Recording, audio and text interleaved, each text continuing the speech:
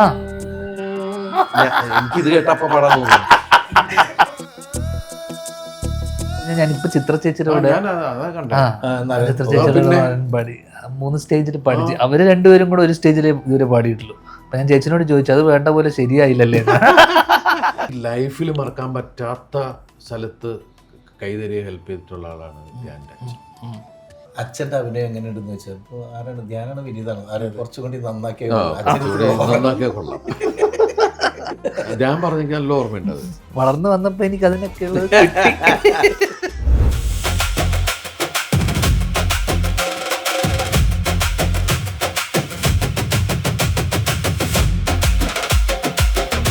എല്ലാവർക്കും നമസ്കാരം. കഴിഞ്ഞ വർഷം ഇതേപോലൊരു ഓണക്കാലത്ത് ഞാൻ ഗസ്റ്റായി വരികയും അന്ന് ജനം ടി വിയുടെ തന്നെ പരിപാടിക്ക് വേണ്ടി എന്നെ ക്ഷണിച്ച് ഞാൻ ഗസ്റ്റായി വരികയും ഇന്ന് ഞാൻ ഗസ്റ്റില്ല, നേരെ ഡീപ്രൊമോട്ട് ചെയ്ത് ഞാൻ ആങ്കറും എൻ്റെ മുന്നിൽ 2 അതിഥികളുണ്ട്. സ്വാഗതം ചെയ്യാം.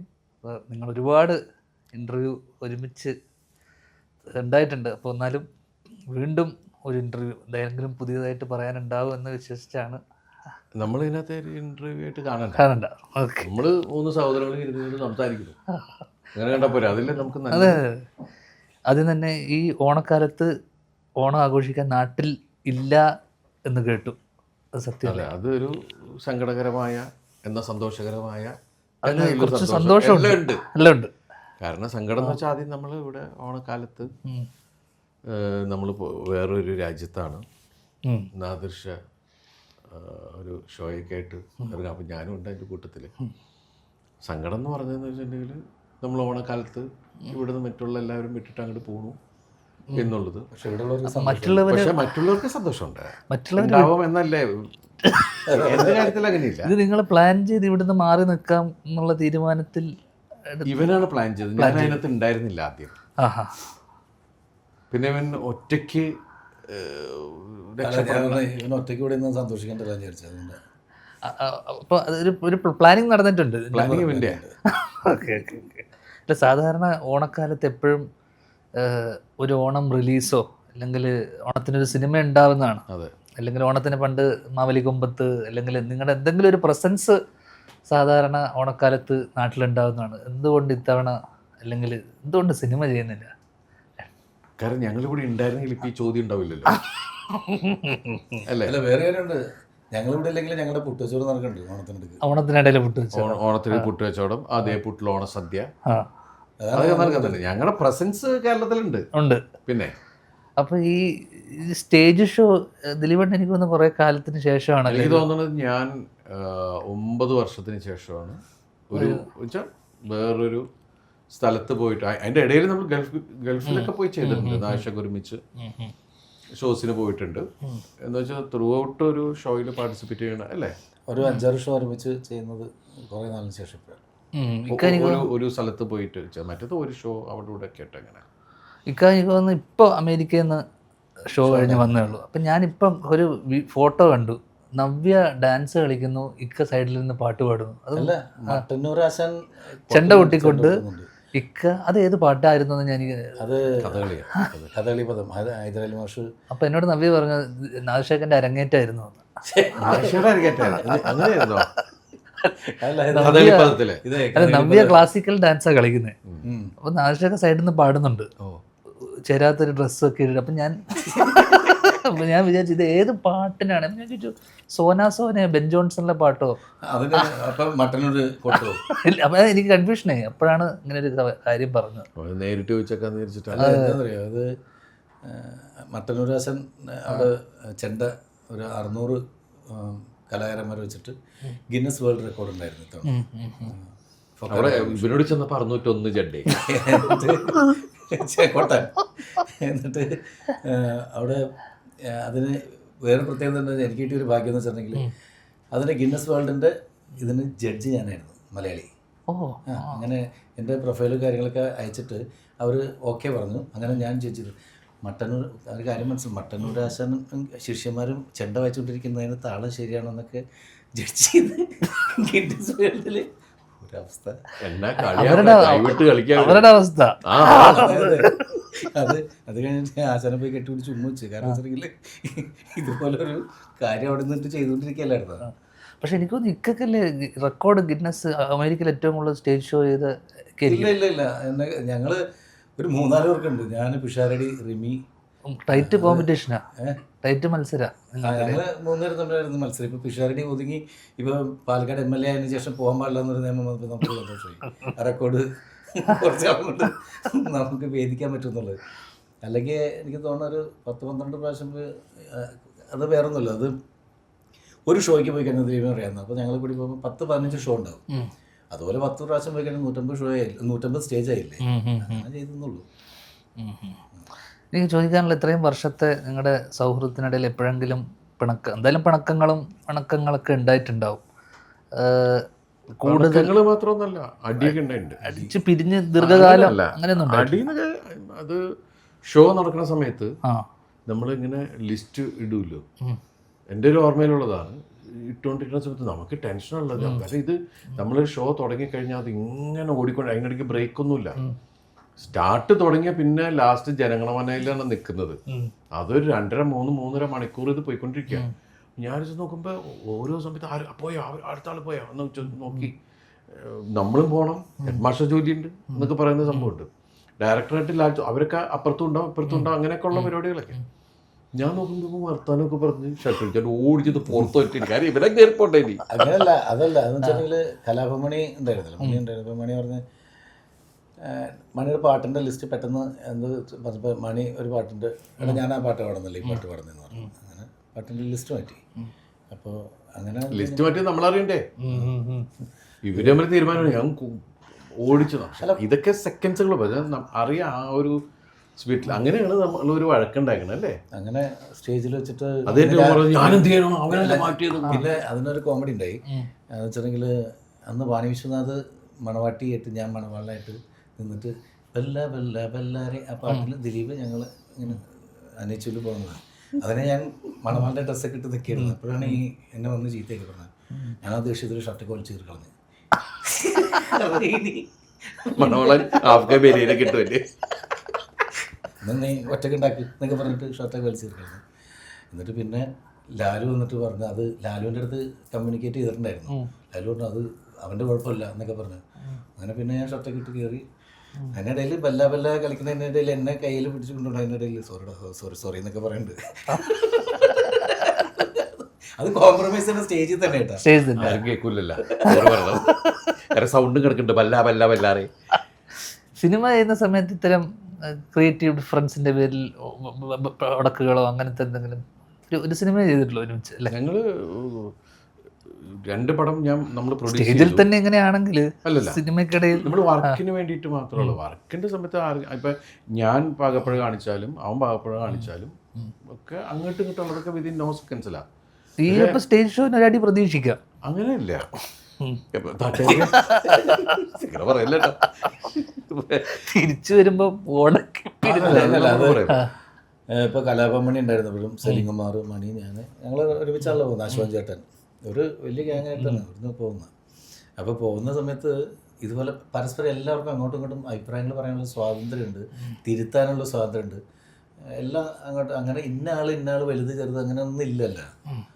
എടാ നീ ആ പാട്ട് പാടിട്ടോ കൊള്ളൂലടാ, മൂത്ത് നോക്കി പറയുന്ന എല്ലാ ഫ്രണ്ട്സ് ആയതുകൊണ്ട് എന്തും പറയാനുള്ള ഇതുള്ളതുകൊണ്ട്. അല്ലാണ്ട് അത് നന്നായി നീ കലക്കി എന്ന് പറയുന്നത് അതിനേക്കാളും കലക്കി കഴിഞ്ഞാൽ വലിയ മിണ്ടായിരുന്നില്ല. അതൊക്കെ കഴിഞ്ഞ് കൊള്ളൂലെങ്കിലാണ് എന്തിനാണ് ആ പാട്ട് പഠി പറഞ്ഞു, വേണ്ട അടുത്ത സ്റ്റൈലിൽ പാടണം എന്നൊക്കെ പറഞ്ഞ് അങ്ങനെ. നമ്മളൊരു ഷോ പോയില്ലേ, എല്ലാവരും കൂടി ഉള്ളൊരു ഷോ. ഞാൻ പോയിട്ട് ഞാനും ഉണ്ട് ഇവനും ഉണ്ട്. നമ്മൾ ഒരാഴ്ചക്ക് മുമ്പേ എഴുത്തുകുത്ത് പരിപാടികൾ, പാട്ടുകൾ സെലക്ട് ചെയ്യൽ, ഡാൻസ് ചെയ്തൊക്കെ വേണം എന്നൊക്കെയാണ്. അതിൻ്റെ അകത്ത് വരേണ്ടത് മണി, സലീം കുമാർ, അശോകൻ ചേട്ടൻ തുടങ്ങിയ ഒരുപാട് ആൾക്കാരുണ്ട് ആ ഷോയിൽ. ഇവരാരും വരുന്നില്ല. വരുന്നതെന്ന് വെച്ചാൽ തലേ ദിവസം വരിക, എല്ലാത്തിനും കോൺഫിഡൻസ്. അത് കഴിഞ്ഞ് ഞങ്ങൾ പോയിട്ട് ലൈവാണോ ഇതൊക്കെ? റെക്കോർഡ് ഒന്നുമില്ല. അപ്പോൾ സ്കിറ്റൊക്കെ ഉണ്ട്, സ്കിറ്റൊക്കെ എഴുതി വെച്ചേക്കണം. എന്നിട്ട് ഫ്ലൈറ്റിൽ വെച്ച് പറയാം. എന്നിട്ട് ഇതിൻ്റെ ഇടയ്ക്ക് പൂരം പൊട്ടിത്തെറിയാണ് എല്ലാത്തിനെയും. കാരണം നമ്മുടെ ടെൻഷൻ ഭീകരമാണ്. നമ്മളിവനെ ഡാൻസ് പഠിക്കുന്നുണ്ട്, ആ സമയം കിട്ടി നമുക്ക്. അത് കഴിഞ്ഞിട്ട് ഈ ഫ്ലൈറ്റിൽ ഇരുന്നിട്ടാണ് റിഹേഴ്സൽ. ആൾക്കാരോട് പറയാൻ പറ്റും. അങ്ങനെ ഞാൻ കുവൈറ്റിൽ ആദ്യത്തെ പരിപാടി, കുവൈറ്റിൽ പ്രോഗ്രാം നടക്കുമ്പോൾ ജനം എന്ന് പറഞ്ഞാൽ അമ്മാതിരി ജനം, സ്റ്റേജിലൊക്കെ കയറി ഇരിക്കുക. അവർക്ക് ഓടി വന്ന് കയറേണ്ട കാര്യമില്ല, അത്ര പാക്കഡായിട്ട് ഇരിക്കുകയാണ് ആൾക്കാർ. പ്രോഗ്രാം തുടങ്ങിയിട്ടുണ്ടല്ലോ, അപ്പോഴാണ് നമ്മൾ കാണുന്നത് എന്താണ് പ്രോഗ്രാം എന്ന്. അപ്പം നോക്കുമ്പോൾ കുറച്ച് കഴിഞ്ഞപ്പോൾ ഈ മറ്റേ സലീകുമാർ ഇങ്ങനെയൊക്കെ കഥകളിക്കാരൻ്റെ ഇതൊക്കെ കുപ്പിയൊക്കെ പോണത്. അതല്ലേ അതിൻ്റെ കോമഡി എന്ന് പറയുക, അവിടുത്തെ സ്പോൺസറുടെ കെയർ ഓഫിലുള്ളൊരു പയ്യന് പാട്ട് പാടാൻ കയറണമെന്ന് അവർക്ക് ചാൻസ് കൊടുക്കണമെന്ന് പറഞ്ഞിട്ടുണ്ടായിരുന്നു. അപ്പം നമ്മുടെ GS വിജയേട്ടനും ലാൽ ജോസിക്കാണ് ഡയറക്ടേഴ്സ്. അപ്പോൾ വിജയേട്ടൻ ഈ പാട്ട് അവനെ പാടിച്ചില്ലെങ്കിൽ സ്പോൺസർ പ്രശ്നം ഉണ്ടാക്കണം. അപ്പോൾ ഈ പാട്ട് എവിടെ ഇടും എന്നിങ്ങനെ ആലോചിച്ചിട്ടിരിക്കുന്ന സമയത്താണ് ഒരു സ്കിറ്റുമായിട്ട് വന്നിട്ട് മറ്റേ തോമസ് തോപ്പിൽ കൂടിയൊക്കെയാണ് സ്കിറ്റ് എഴുതുന്നത്. ഒരു സ്കിറ്റ് ഉണ്ടെന്ന് പറഞ്ഞ്, അതായത് ഭയങ്കര ഇതായിട്ട് നിൽക്കുന്ന കൈയും കാലൊക്കെ വളഞ്ഞത് ഇങ്ങനെ നിൽക്കുന്ന ഒരാൾ കൊണ്ടുവന്നിട്ട് അയാളെ സംഗീത ചികിത്സയിലൂടെ അയാളുടെ കൈയൊക്കെ നേരെ അവസാനം ഇയാൾ അടിക്കുന്നത്. അതായത് ഒരു വൃത്തിയായിട്ട പാട്ട് പാടണം, ആ പാട്ടിൻ്റെ എൻഡിൽ ഇയാൾ അടിക്കുന്നത്. മിനിമം ഒരു 1 മിനിറ്റ് താഴെയുള്ള ഒരു സാധനമാണ് വേണ്ടത്. വിജയേട്ടൻ്റെ ക്രിയേറ്റിവിറ്റിയിൽ വിജയേട്ടൻ പറഞ്ഞു നമുക്ക് ആ സമയത്ത് ഇതിൻ്റെ പാട്ടിട്ടല്ലോ എന്നുള്ളത് ആ പോർഷനിൽ. അങ്ങനെ 2 വരി 4 വരിയൊക്കെ പാടുള്ളൂ എന്ന് വിചാരിച്ചു. പക്ഷേ ഇവൻ കയറി പാടിയത് 10 മിനിറ്റുള്ള സംഗീതമേയാണ്. അപ്പോൾ അശോകൻ ചേട്ടൻ ഇങ്ങനെ നിൽക്കണം. അശോകൻ ചേട്ടൻ എന്താ പറ്റിയെന്നറിയോ? അശോകൻ ചേട്ടൻ ശരിക്കും ആ ഐറ്റത്തിലില്ല, ഞാനാണ് പോയി നിൽക്കണേ. അപ്പോൾ ഞാൻ ലിസ്റ്റ് നോക്കി കഴിഞ്ഞപ്പോൾ അതിൻ്റെ തൊട്ടടുത്ത ഞാൻ തന്നെയാണ്. കാരണം ആദ്യത്തെ ഷോയല്ലേ, നമുക്ക് കറണ്ട് പിടിക്കും. ഞാൻ അയ്യോ ഞാനാണ്. അപ്പോൾ ഞാൻ മറ്റേത് മാറി വരുമ്പോഴേക്കും അത് കുഞ്ഞൊക്കെ ആയിട്ട് വരണം ഞാൻ. അപ്പോൾ അതിന് വേണ്ടിയിട്ടാണെന്ന് തോന്നുന്നു. അപ്പോൾ അശ്വൻ ചേട്ടൻ പറഞ്ഞ അശ്വൻ ചേട്ടൻ മനസ്സിലായില്ല. അശ്വൻ ചേട്ടൻ വേറെ എന്താ സംഭവം എന്ന് ചോദിച്ചു. ഞാൻ പറഞ്ഞു അശ്വൻ ചേട്ടൻ അവിടെ ചെന്നിട്ട് ഒന്നുമില്ല, ഇങ്ങനെ ഒരു ഇത് പറയും, സലീം ഒരു സാധനം പറയും. അപ്പോൾ ആ സമയത്ത് അശ്വൻ ചേട്ടൻ പതുക്കെ നോർമലാവാം എന്ന് പറഞ്ഞു. സലീമാണെങ്കിൽ ഇത് പറയണില്ല. അശ്വൻ ചേട്ടൻ പോയിട്ട് അതെ പാട്ട് പാടിക്കൊണ്ടിരിക്കുന്നുണ്ട്. ഈ നിപ്പ് നിന്നിട്ട് ഇതിൽ നിന്ന് ഇറങ്ങി പോരാനും പറ്റില്ല. സലീമിന്റെ ഒരു വേർഡാണ് ക്യൂ. സലീം ഇത് പറയില്ല. സലീം അശ്വൻ ചേട്ടൻ്റെ നിപ്പ് കണ്ടിട്ട് സലീം പുറത്തു വന്നിട്ട് എന്നിട്ട് ചിരിച്ചിട്ട് ഇപ്പുറത്ത് വന്നിട്ട് ഒന്നും അറിയത്തുകൊണ്ടിരിക്കും. അത് കഴിഞ്ഞ് അശ്വൻ ചേട്ടൻ എൻ്റെ അടുത്ത് വന്നിട്ട് ഇങ്ങനെ ഒരു കലാകാരനോട് പെരുമാറരുത് പാട്ടി പറ്റിപ്പോയി. കാരണം റിഹേഴ്സലൊന്നും നോക്കാത്തതിൻ്റെ വിഷയമാണ്, ഇങ്ങനെ വാക്കുകളൊന്നും പറഞ്ഞ് ഇതാക്കിയതാണ്. ആ ഷോ കഴിഞ്ഞിട്ട് ഇറങ്ങി പിന്നെ മരണ വീട്ടിൽ ഇങ്ങനെ നമ്മൾ പോയില്ലേ, നോക്കി ഇടിക്കും. കാരണം ഒറ്റണ റിഹേഴ്സലിൽ വരാതെ ഇരുന്ന് ഷോ നമ്മുടെ കയ്യിൽ നിന്ന് ആ ഷോ പോയി. അത് കഴിഞ്ഞ് പിറ്റേ ദിവസം ആ പോകുന്ന ഇതിൽ തന്നെ നമ്മൾ ഷോ എഡിറ്റ് ചെയ്ത് ഇന്നതെന്ന് പറഞ്ഞാൽ പിറ്റേ ദിവസം മരണ റിഹേഴ്സലാണ്. അതിന് പിന്നെ ബാക്കിയുള്ള സൂപ്പർ ഷോ ആയിരുന്നു. എന്നിട്ട് കഴിഞ്ഞ ദിവസം ഞാൻ ഫ്ലൈറ്റിൽ വരുമ്പോൾ ഒരാൾ ഇന്ന ആ സമയത്ത് ഷോയിൽ ഞാൻ കുവൈറ്റിലാണ് ഉണ്ടായിരുന്നു, ഞാൻ സ്പോൺസറായിരുന്നു, ഓർമ്മയുണ്ടോ? പിന്നെ നല്ല അങ്ങനെ കുപ്പിയൊക്കെ പോയിട്ടുണ്ട്. അപ്പൊ സലീം കളിച്ചോണ്ടിരിക്കണെങ്കിൽ കുപ്പി പോലെ സലീംകുമാർ അശോകൻ ചേട്ടനെ പറ്റുപറ്റിയതെന്ന് പറയും. സാധാരണഗതിയിൽ വെറുതെ ഇങ്ങനെ നിന്നിട്ട് അവിടെ നിന്ന് ഇങ്ങനെ വന്നിട്ട് അടിക്കണം. അശോകൻ ചേട്ടൻ പറഞ്ഞു, എടാ ഞാൻ കുറച്ചുകൂടി ഒരു 30 സെക്കൻഡിൻ്റെ കേസുള്ളൂ, ഞാൻ ഇങ്ങനെ നിൽക്കാറുണ്ട്, കാലിൻ്റെ ഗ്യാപ്പിൽ കൂടിയൊക്കെ കൈയിട്ട് ഇങ്ങനെയൊക്കെ നിന്ന് ഇതിൽ നിന്ന് ഊരാൻ പറ്റാതെ ഈ പാട്ട് തീർന്നവരെ അശോകൻ അതിൻ്റെ കലിപ്പ്. പിന്നെ തൊട്ട് ഫ്രണ്ടിലൊക്കെ ഇങ്ങനെ ഇരുന്നിട്ടാണ് ആൾക്കാർ കുപ്പിയുണ്ട്. അവിടെ മൊത്തം അങ്ങനെ ഒരു അവസ്ഥയായിരുന്നു. സംഭവം കയ്യിൽ നിന്ന് പോയി അന്ന് ഷോ. പക്ഷെ അതൊരു വലിയ പാഠമായിരുന്നു. ആ ഷോ ഹിറ്റായിരുന്നെങ്കിൽ ബാക്കി എല്ലാ ഷോയും കുഴപ്പമായിരുന്നു. ഓവർ കോൺഫിഡൻസ് നമ്മൾ മിമിക്രിക്കാർക്ക് ഉണ്ടായിരുന്ന അന്നത്തെ ചില കുഴപ്പങ്ങളായിരുന്നു. പക്ഷെ അതോടുകൂടി പാഠം പഠിച്ചു, എല്ലാവരും പക്ക പെർഫെക്റ്റ്. അതുകൊണ്ട് ഷോ ഭയങ്കര ഹിറ്റായി. ഷോയിന് പോകുമ്പോൾ നമ്മൾ ശരിക്കും റിഫ്രഷ് ആവാനും പിന്നെ ഇപ്പം ധ്യാൻ ലാലാൻ്റെ കൂടെ പോയി മനസ്സിൽ വിതിൻ നോ സെക്കൻഡ്സിൽ നമുക്ക് റെസ്പോൺസ് കിട്ടുക എന്ന് പറയുന്നതാണ്. എന്താണ് ഇപ്പോഴത്തെ ഒരു പൾസ്, കാര്യങ്ങൾ പെട്ടെന്ന് അറിയാൻ പറ്റും. പക്ഷെ എനിക്ക് തോന്നുന്നു ഇപ്പം പഴയ പോലെ സ്കിറ്റൊന്നും അത് എടുക്കുന്നില്ല ആൾക്കാർ കണ്ടിരിക്കാനുള്ള അല്ലേ. കാരണം ഒന്നാമത് TV റിയാലിറ്റി ഷോസിലൊക്കെ സ്കിറ്റ് അതുപോലെയാണ് ഹൈലൈറ്റ് ചെയ്ത് എന്തൊരു ടാലൻ്റായിട്ട് ഓരോ ആൾക്കാർ. അതെ, അതിനൊരു ലിമിറ്റഡ് ഓഡിയൻസിൻ്റെ ഇത് ഉണ്ടെങ്കിലും ഒക്കെയാണ്. ഒരു വിഷ്വലി നമുക്ക് സ്റ്റേജിൽ ആളെ കൃത്യമായിട്ട് കാണാൻ പറ്റുന്ന സ്ഥലം അത്രയും ഒരു ഓഡിയൻസ് ഉണ്ട്. 10, 300, 400 പേരിരിക്കുന്ന ഒരു ഓഡിറ്റോറിയത്തിലാണ് സ്കിറ്റ് കളിച്ചാലും ഓക്കെയാണ്, നന്നായിട്ട് കളിക്കുക. അതല്ലാതെ വൈഡായിട്ട് നിൽക്കുന്ന ഓഡിയൻസിൻ്റെ മുമ്പിലേക്ക് നമ്മൾ ഒന്നത്തെ ഓഡിയോ പ്രശ്നം വരും. പിന്നെ വിഷ്വലി അവർക്ക് അത് ഇപ്പം ഈ റീൽസ് 10 സെക്കൻഡ്സ് നമുക്ക് സഹിക്കാനായിട്ടുള്ള ഇതില്ലാത്ത പിള്ളേരുടെ മുമ്പിലേക്ക് 15-20 മിനിറ്റുള്ള സ്കിറ്റുമായിട്ട് ചെന്ന് കഴിഞ്ഞിട്ടുണ്ടെങ്കിൽ അവർ പിന്നെ ന്യൂ ജനറേഷൻ ആൾക്കാർക്ക് കൂടുതലും മ്യൂസിക്കിനോടാണ് ഒരു ഹരമായിട്ടുള്ള ഡാൻസും മ്യൂസിക്കും ഒക്കെയാണ് കൂടുതൽ അല്ലേ. അതിൻ്റെ ഇടയിൽ കുറച്ച് സംസാരങ്ങളൊക്കെ അതിലേക്ക് ലീഡ് ചെയ്യുന്ന സംസാരം. അല്ല ഞാൻ ഇപ്പം എനിക്ക് തോന്നുന്ന അങ്ങനെ വിനീതിൻ്റെ അത്രയും വിനീത് സ്റ്റേജ് ഷോസിൻ്റെ ഉസ്താദായിട്ട് ഇങ്ങനെ നടക്കുന്ന പുള്ളി പാട്ടാണല്ലോ. അതെ ശരിക്കും ഞാൻ നന്നായി പാടൂലേ? ഞാൻ പാടി ഇപ്പം തരക്കേടില്ലാതെ പാടി തുടങ്ങി. എന്ന് വെച്ച് കഴിഞ്ഞാൽ ഞാനിപ്പോൾ ചിത്ര ചേച്ചിയുടെ കൂടെ ചിത്ര ചേച്ചിയുടെ പാടി 3 സ്റ്റേജിൽ പാടിച്ച്. അവർ രണ്ടുപേരും കൂടെ ഒരു സ്റ്റേജിൽ ഇതുവരെ പാടിയിട്ടുള്ളൂ. അപ്പം ഞാൻ ചേച്ചിനോട് ചോദിച്ചു അത് വേണ്ട പോലെ ശരിയായില്ലല്ലേ. ഞാനുണ്ടായിരുന്ന സ്റ്റേജിൽ വിനീത് ഞാനും ചിത്ര ചേച്ചിയായിരുന്നു. അല്ലേ? ഞങ്ങൾ 3 പേരുടെയാണ് സ്റ്റേജിൽ. അപ്പോൾ അവരൊരു സ്റ്റേജിലേ പാടിയിട്ടുള്ളൂ, ഞങ്ങൾ 3 സ്റ്റേജിൽ ഒരുമിച്ച് പാടി. അപ്പം ചേച്ചിയുടെ ഒരു ധൈര്യമാണ് സമ്മതിക്കേണ്ടത്. കാരണം അതിൻ്റെ രസം എന്ന് വെച്ചാൽ ചേച്ചി ഇതിന് മുന്നേ ഭയങ്കര ടെൻഷനാണ്. ചേച്ചിക്ക് സ്റ്റേജിലൊക്കെ മുന്നേ എനിക്കൊരു ടെൻഷനും ഇല്ല. ഒന്നും അറിയാത്തവന് പിന്നെ ഇതിൻ്റെ ടെൻഷനാവാൻ കുറച്ചൊരു മിനിമം ഒരു ഇത് വേണ്ട. എനിക്ക് യാതൊരു ടെൻഷനും ഇല്ലായിരുന്നു. അപ്പോൾ എൻ്റെ ടെൻഷൻ ഇല്ലായ്മ കണ്ടിട്ട് ചേച്ചിക്ക് കൂടുതൽ ടെൻഷനായി. അല്ല ഞാൻ കയറിയിട്ട് ഞാൻ ഇതിൽ കണ്ടാണ്, യൂട്യൂബിൽ കണ്ടാണ് ഞാൻ 2 അടിച്ചിട്ടുണ്ട്. അത് കുറേ പേര് വിചാരിച്ചു ഞാൻ മദ്യപിക്കാറില്ല പൊതുവേ. പക്ഷേ അന്ന് എനിക്ക് തോന്നുന്നു ഷാജോൺ ചേട്ടൻ പുള്ളിയുടെ പരിപാടിയൊക്കെ കഴിഞ്ഞു. പുള്ളിയുടെ സ്കിറ്റിൻ്റെ 3 എൻട്രി ഉണ്ടായിരുന്നു. അത് കഴിഞ്ഞു. പുള്ളി പെട്ടിയൊക്കെ പാക്ക് ചെയ്തെല്ലാം നീറ്റാക്കി വെച്ചിട്ട് പുള്ളി അവിടെ നിന്ന് മാറി 2 അടിക്കുക. അപ്പം എന്നോട് പറഞ്ഞു 1 അടിക്കടാ. അപ്പം ഞാൻ എന്നാൽ പിന്നെ ഒരു കമ്പനിക്ക് പുറത്ത് 1 അടിച്ച് ഇങ്ങനെ ഇരിക്കുമ്പോഴാണ് 2 അടിച്ചു. 3ാമത് അടിക്കുമ്പോഴാണ് നരനായി എന്ന് പറഞ്ഞു. ഞാൻ നരം ഇതിനിടയിലേ ഈ നരൻ കലാശക്കൊട്ടിന് ലാസ്റ്റ് ലാൽ സാറിൻ്റെ ഈ ഫുൾ ഡാൻസും പാട്ടിന് തൊട്ട് മുന്നേ ഉള്ള ഐറ്റമായത്. അപ്പോഴാണ് ഞാൻ അവിടെ ഇരുന്ന് ബാക്ക് സ്റ്റേജിൽ ഇരുന്നിട്ട് ഒരു കമ്പനിക്ക് വേണ്ടി മറ്റേയാളുടെ കഴിഞ്ഞല്ലോ. അപ്പോൾ പുള്ളിയാണ് പറയുന്നത് നരനൊക്കെ പിന്നെ വേണം, മെയിൻ ഐറ്റമാണ്. അങ്ങനെ ഓടിപ്പോയി പാടിയപ്പോൾ സത്യം പറഞ്ഞു കക്കിപ്പോയതാ. ഞാനൊന്നും അടിച്ചിരിക്കുകയായിരുന്നു. പിന്നീട് എന്നോട് കുറേ പേര് നിങ്ങൾ എന്ത് മനുഷ്യനാണ്, അങ്ങനെ ഒരാളുടെ ഇത്രയും വലിയ ഇന്ത്യയുടെ വാനമ്പാടിയുടെ അടുത്ത് ഇങ്ങനെയാണോ? പക്ഷെ വാനമ്പാടി ഒന്നും പറഞ്ഞില്ല പുള്ളിക്കാരി. പക്ഷെ അതിലാണെന്ന് തോന്നുന്നു കുഴപ്പമില്ലാതെ നന്നായി പാടിയത്. അപ്പം എനിക്ക് തോന്നുന്നു 2 അടിച്ചാൽ ആക്കണ്ട. എന്നാലും എനിക്ക് തോന്നുന്നു അപ്പോൾ ഈ സ്റ്റേജ് ഷോ വിട്ട് നമ്മൾ സിനിമയിലേക്ക് വരുമ്പോൾ അല്ലേ, അതിനിടയിൽ ഞാൻ ചോദിക്കണം എന്ന് വെച്ചൊരു ചോദ്യം.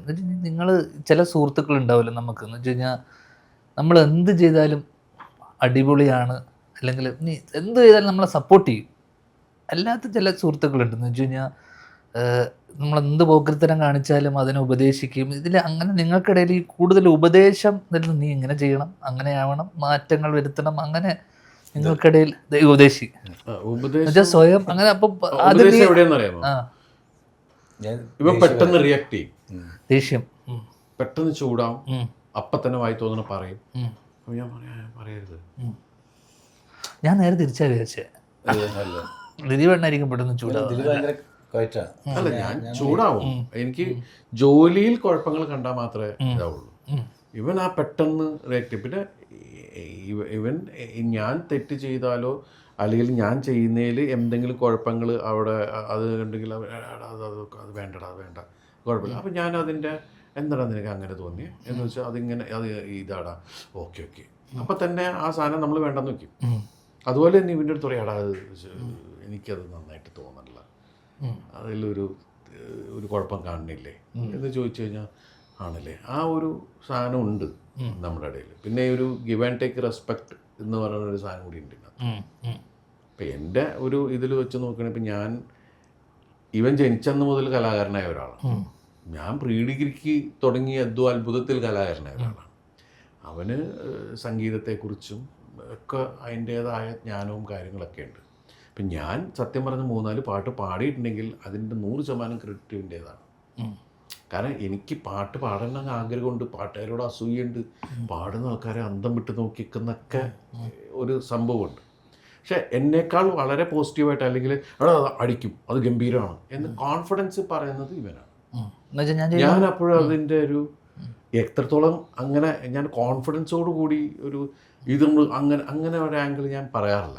നമ്മളത് ഏറ്റെടുത്ത് എന്താ സംഭവിക്കണമെന്ന് എനിക്ക് അറിഞ്ഞൂടാ എന്ന് പറയുന്ന പോലെ പോകുന്ന ഒരാളാണ്. പക്ഷെ ഇവൻ്റെ ആ കോൺഫിഡൻസ് ചിലപ്പോൾ എനിക്ക് കോൺഫിഡൻസ് തരാറുണ്ട്. കാരണം പോകാന്ന് പറഞ്ഞാൽ അത് വേറെ ഒന്നുമല്ല ധ്യാനം. എന്താണെന്ന് വെച്ചിട്ടുണ്ടെങ്കിൽ ഞാൻ മ്യൂസിക് ചെയ്യുന്ന പാട്ട് പിന്നെ ഇവൻ പാടി കഴിഞ്ഞിട്ടുണ്ടെങ്കിൽ എന്താണെങ്കിലും അതിനേക്കാൾ നന്നായിട്ട് എനിക്ക് പിന്നെ ആ പാട്ട് സ്റ്റേജിൽ പാടാൻ പറ്റും.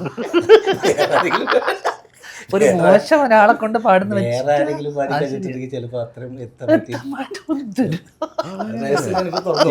ഇവൻ ഇപ്പൊ എൻ്റെ അടുത്ത് കഴിഞ്ഞ ദിവസം ഇതേ ചോദ്യം ഷായിന വൈഫ് എൻ്റെ അടുത്ത് ചോദിച്ചു, ശരിക്കും നിങ്ങൾ തമ്മിലുള്ള ഫ്രണ്ട്ഷിപ്പിന്റെ ഇത്. അപ്പം ഞാൻ പറഞ്ഞു, ഞാൻ പാട്ടുകാരനല്ല, അതുകൊണ്ടാണ് അവനെ എന്നെ എൻ്റെ നല്ല ഫ്രണ്ടായിട്ട് നടക്കണേ. ഇവന് ഏതെങ്കിലും നല്ലൊരു പാട്ടുകാരൻ ഇവൻ്റെ പറ്റിയ ഫ്രണ്ടാണെന്ന് ചോദിച്ചു. ആ കോമ്പറ്റീറ്റർ അല്ലേ? മനസ്സിലായി, ഞാൻ കോമ്പറ്റീറ്റർ അല്ലല്ലോ. പക്ഷേ നാശകന്റെ ദാസാറൊക്കെ പാടിയിട്ടില്ലേ മ്യൂസിക് ചെയ്തത്? പിന്നെ അല്ലേ?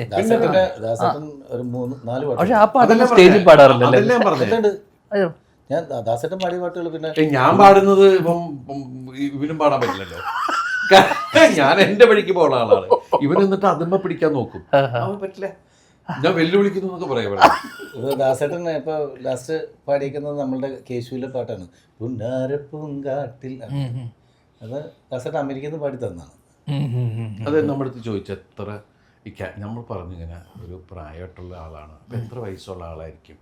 പറഞ്ഞ 67 കഴിഞ്ഞ് അങ്ങനെയൊക്കെ ഉള്ളൊരു ഏജിലുള്ള ഒരാളാണ് എന്ന് പറഞ്ഞപ്പോൾ ഈ ചെറുപ്പക്കാരുടെ വോയിസിലും പാടാൻ ഭയങ്കര, നമ്മൾ എത്ര പാട്ടുകൾ കിട്ടിയിട്ടുള്ളതാണ്. നമ്മൾ തുടങ്ങിയ സമയത്ത് തന്നെ പുള്ളിയുടെ ഏജും ഇത് വെച്ച് നോക്കുന്ന സമയത്ത് തന്നെ നമുക്ക് നമ്മുടെ വോയിസിൽ കിട്ടിയിട്ടുണ്ട് പാട്ടുകൾ.